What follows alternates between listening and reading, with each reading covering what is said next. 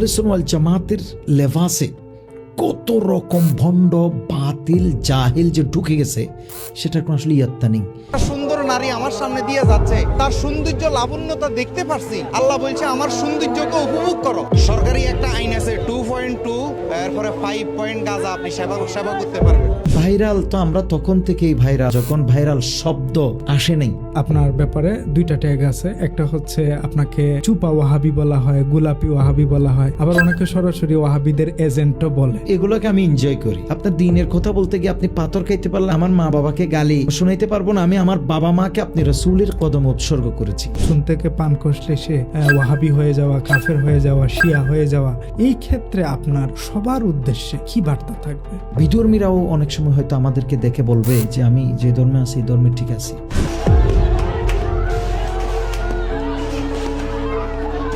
আজকে থেকে তুমি লিখবা, লেখা কেন বন্ধ হবে? ইখলাস আর একটা হচ্ছে সবর, এই দুইটা জিনিস খুবই দরকার।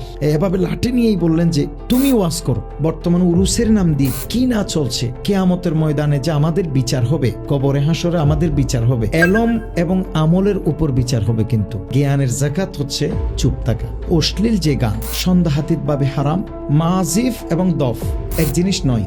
আপনি যদি সরকার প্রধান হওয়ার সুযোগ পেতেন কোন কোন পদক্ষেপগুলো নিতেন? ভাই আমি ফুটাইলে তোমার কোনো লাভ আছে?